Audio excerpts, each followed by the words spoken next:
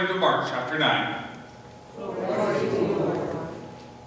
Jesus and the disciples went on, and they passed through Galilee. He did not want anyone to know it, for he was teaching his disciples, saying to them, "The Son of Man is to be betrayed into human hands, and they will kill him, and he will rise again." But the disciples did not understand what he was saying, and were afraid to ask him. Then they came to Capernaum, and when he was in the house, he asked them, "What were you arguing about on the way?" But they were silent, for on the way they had argued with one another who was the greatest. Jesus sat down, and he called the 12, and he said to them, "Whoever wants to be first must be last of all, and a servant of all." Then he took the little child, and he put it among them, and taking it in his arms, he said to them, "Whoever welcomes one such child in my name welcomes me, and whoever welcomes me welcomes not me, but the one who sent me."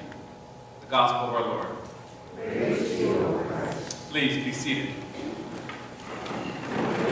Have you ever felt, well, how do I describe this? Spiritually stuck.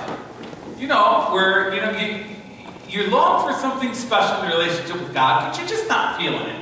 You go to church, and you hear the pastor speak, and you say the prayers, and you sing the songs, and they just go through your head, and it's just the same old, same old.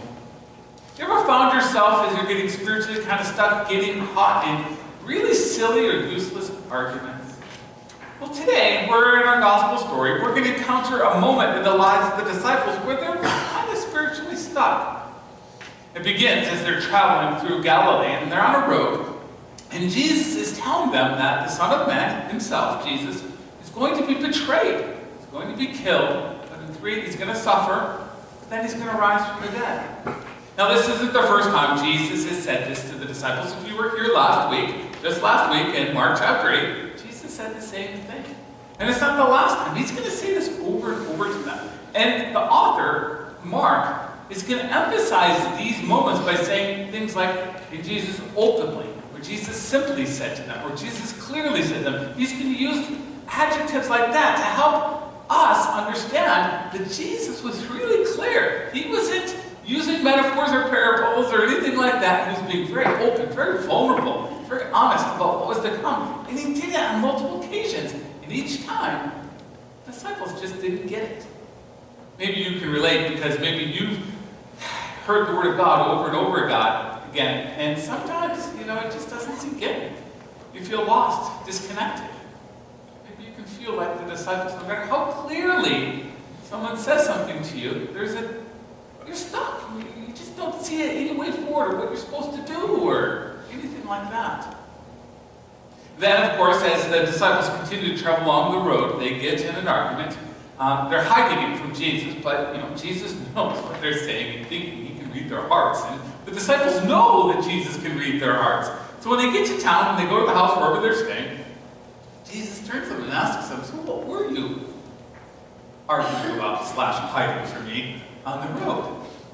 They know exactly that Jesus knows. And I can picture the scene in my head. It's like little boys who've just been caught doing something that they know it's wrong. And you know how they're at. Like, all children are like this, but for some reason boys have mastered this at a very early age. They kind of sulk and they look down at their feet and they're like this. Because they know they've been caught. And they know that they're doing something wrong or silly. And the disciples are just very much like that. They've been caught out and they know it. And so they're silent and they're not going to answer Jesus' question. They got caught up in a dumb argument. Who's the greatest? They couldn't help themselves. They knew it was a silly, dumb argument.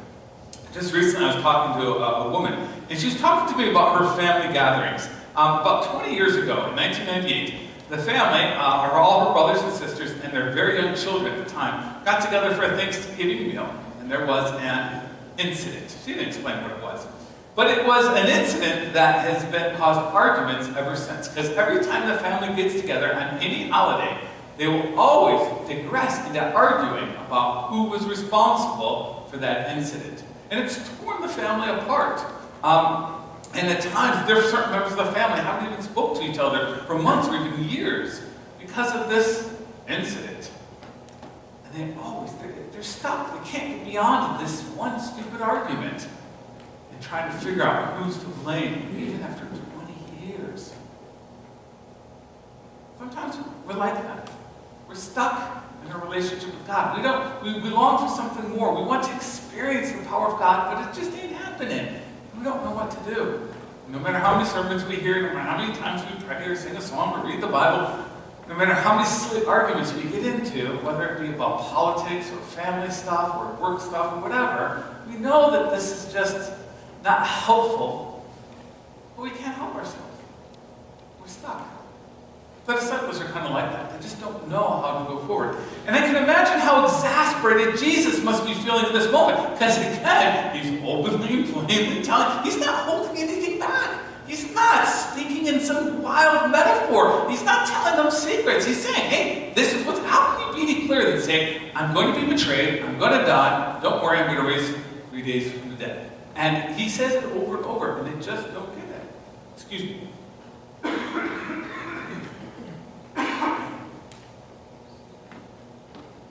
Like, again, how exasperated Jesus must be feeling in this moment. And so I can just imagine, I don't know what's going on in his mind, but what we see happening here is that Jesus goes back to the basics. He goes back to walking with God 101, and he gives the disciples 2 incredible, helpful truths that help them, that they're going to kind of move them out of their stuckness, out of their inability to hear and understand what God is really wanting from them. To help them to move away from these silly, unhealthy, needless arguments, to help them experience the power of God. Jesus is going to help them get unstuck, so to speak. And there are 2 basic truths that he says. And the first, he just said this last week, or in Mark chapter 8 when we addressed that story. So this is not new. He says the same exact thing. If you want to be first, become a servant. Find someone to serve, and that will help you get unstuck. That will help you move forward in your relationship with God so you can once again feel and experience the power of God. Just find someone, anyone, and serve them. Meet their needs. It doesn't matter if you've got it figured out. It doesn't matter if you understand what God is trying to say to you right now. Just fall back on that truth. Serve someone. Be a servant, and that will move you forward. You don't have to understand theology. You don't have to understand what's going on around you. This is what you need to understand and fall back on. This principle. The second principle that you can fall back on, the truth that you can embrace that help move you forward in your experience of God is this. And he grabs a young child, like this one right here. This was not planned. She's just doing this, right? Grab a young child and embrace them and welcome them. That's what you can do. Because in doing that, that will get you unstuck. She's speaking out here, see? She wants to jump up and see. Oh. How does that work? I have 3 stories that I want to share with you that I just read recently. They're not my stories, but they're profound stories I want to read you about how they can help us when we get in this state of we're just stuck in our relationship with God. And we're not hearing from God and we're not experiencing from God. The first one comes the story of Bishop John Baptiste Odom. He's a bishop in Uganda. And he's been doing this since 1999. And he's in a region of Uganda called Gulu, in northern Uganda. And this region is famous because for the past 23 years, there's been this group called the Lord's Resistance Army that has waged war not just against the Ugandan government, it has terrorized the civilian population, burning villages, killing and maiming civilians, and most importantly, abducting children as a means of recruitment into their fighting ranks. Maybe you've heard of them before. They're quite infamous in that regard. This is where all those stories of the child soldiers predominantly come from. During this time, over 23,000 children have been abducted and forced to serve in their resistance army. It was the height of this insurgency that Odom was installed as Bishop of Gulu. At his installation, Bishop Odom took a child in his arms and asked the child, "Do you like war?" And the child turned his head from his side turned his head from side to side to signify no. And then he asked the child, "Do you like peace?" And the child nodded enthusiastically, "Yes." Then, still holding the child in his arms, he turned to the audience at his installation. He said, "This child defines for us our ministry going forward. I commit myself to work for the future that this child has defined, to eliminate war, build peace for the sake of this child, so that the full humanity of this child may grow and flourish. What this commitment has meant, Bishop Odama writes in his book, Pilgrimage of Pain and Hope, is that, quote, I have to struggle to learn to be peaceful and to promise peace.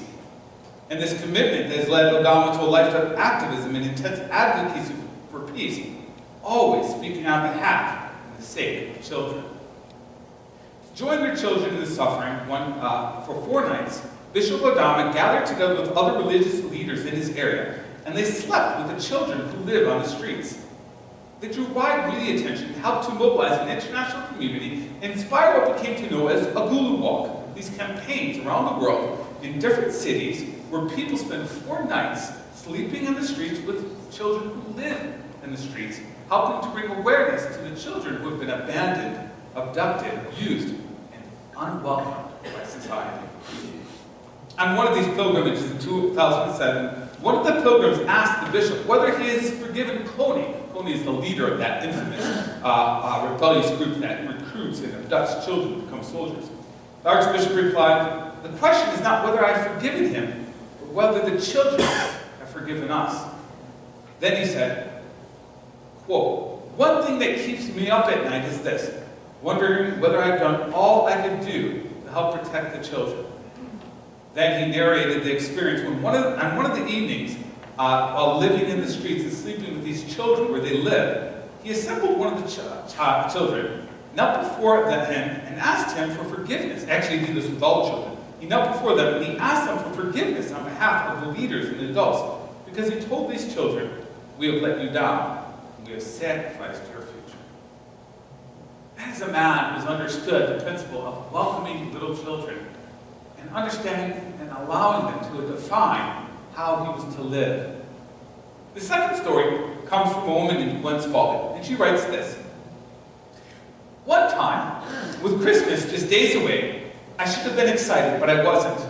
The part-time job I had during my senior year kept me in a miserable mood much of the time. I was a custodian for my church. I disliked getting up on Saturday mornings while my friends slept in. I despised the ugly, drab, gray shirt that had my name stitched over and above one of the pockets. Most of all, I hated the work. It was dirty and messy, and it seemed like people were always calling me to do things they didn't want to do. Gwen, sweep this mess. Gwen, put this away. What made things even worse on this particular Saturday was that I had to clean a room where a bunch of little kids had spent the night. The church had had an all-night party for several children of needy families in our community. They had left about an hour ago, leaving behind one big mess for, guess who, me to pick up. As I swept and I scrubbed, I felt a cold draft coming in from the hallway. I put down my cleaning materials and followed the chilly breeze to one of the outside doors. The window had been broken and shards of glass were scattered across the linoleum floor. As I sighed over yet another job to do, the adult in charge of the overnight party walked up, and he looked at me, and he shook his head saying, one of the children did it. He broke it so we could unlock the door. I'm really sorry. The sound of his voice faded as I thought, I can't believe that some kid broke a window. How irresponsible. How disrespectful of the church property. With anger mounting inside, I found a cardboard box and I began picking up the sharp, jagged pieces. That's when I spotted a small, grubby hand reaching through the broken window. I looked more closely and saw the head and shoulders of a chubby-faced boy about 8 or 9 years old. His expression was mean and defiant. Hey, I yelled, get in here. For some reason, and in spite of his defiant look, the young boy obeyed. Did you break this window? I don't even have to ask, do I? What made you do such a stupid thing? My mom was supposed to come get me, he answered, but she never came, and I wanted back in. Didn't anyone ever teach you that you don't break a window when you want inside, you knock until someone comes? I knocked, but no one came, he replied, and it was cold outside. That's no excuse. Breaking a window is wrong. Finishing my lecture of him, I grabbed the cardboard box, turned, and walked out of the room, leaving the boy standing by himself. As I stomped back toward the janitor's closet, I began thinking over what had just happened, and I thought about the little boy with that defiant face. I thought about the bitter wind that whipped through the broken window, and I thought about the thin jacket the boy wore. I thought about how desperate he must have been to get out of the cold, desperate enough to risk cutting himself on the broken window. And I thought about the needy, impoverished families who had sent their children to stay in that church overnight. I put down the box, and I walked quickly to the door with the broken window. The boy was gone. I never saw him again. It's been quite a while since I left that little boy standing in the hallway. Since then, I think I've grown a lot in my faith, and I found ways to serve and care for others, like doing volunteer work at a shelter for battered women. Helping others in need has become very important to me. I can't say that my experience with that little boy is the only reason I want to show God's love for others, but I do know that experience taught me a lasting lesson. Until then, I'd spent a lot of time feeling sorry for myself. I felt everybody was always bossing me around, and I thought I had no power at all. But I had a lot of power. I had the power to make a little boy feel welcome, or to make him feel unwelcome. I had the power to show Christ's love or reject a child. At Christmas time, the children's choir at my church sings a hymn that includes these words, "Innkeeper, innkeeper, do you have room for the child?" The final stanza ends with this question, "Innkeeper, innkeepers all, do you have room for the child?" If I say I have room for Christ in my life, but I fail to show love to others, I'm only fooling myself. In fact, Jesus says that if I reject hurting people, I'm really rejecting Him. I hope I will always keep the door open to those in need. I hope I will always realize that I have power in my life, and I hope I will always remember to use my power in the right way. The last story is the story that I read a doctor was sharing. And it's a story about a young girl named Sarah in his church. There was a children's sermon, and they came up, and the pastor's wife, was doing this children's sermon, and the lesson was about serving others. And she raised her hand and she asked a question in the middle of the children's sermon. She said, "Teacher, what can I do? I don't know how to do many useful things." Not anticipating that kind of response, the person leading the children's sermon quickly looked around and spotted an empty flower vase on the windowsill of the sanctuary. She said, "Sarah, can you bring a flower and put it in that vase? That would be a useful thing." And Sarah frowned. She said, "But that's not important." "It is," replied the woman, "if you were helping someone." So Sarah began to do that. Each and every week, she would bring a flower and she would put it in that vase. Just a simple flower. Oftentimes, she'd just pick it from outside, or who knows where she got them from. Shortly after that, Sarah was diagnosed with leukemia. When people and the pastor specifically heard about what she was doing each week, he took the vase and he moved it and he put it on to the altar. And each week, Sarah would come and she would put the flower in the altar. Eventually, her health declined and she could no longer come to church. Other people stepped in for her. When her health got so bad and death was near, she had been in church for over a month. Her parents all of a sudden showed up right at the start of the worship service, and everybody turned and looked, and there they were, holding little Sarah in their arms. She was wrapped up in a blanket. She couldn't walk anymore, but she wanted to come to church one last time. And so they walked forward as the service had already begun, but it stopped. They walked forward to the altar, and she got to put a flower in that vase. And then she put a piece of paper next to the vase. And then they walked back and I sat down. The pastor read that and he came to tears. Later on he would share, not that day, but later on he would share what was written on that piece of paper by little Sarah. She wrote this, "Dear God, this vase has been the biggest honor in my life. Sarah." It's a great story. It's a powerful story about when we welcome children and we make room for them, how it changes our perspective. The things that are supposed to define us are serving others, not getting that next big prize, not great achievements, not being famous, but it's welcoming those people who have no voice, who have been abandoned, those people who are vulnerable into our lives, so that somehow they can experience God. That's what defines us. Amen. Our takeaway for today. That's last week's takeaway. Figure that. Our takeaways for today are, when we're stuck, Jesus gives us two basic principles. He says to us, serve, find someone to serve. And find those who are vulnerable, who have no voice, and care for them. Amen? Let's stand for our song of the day.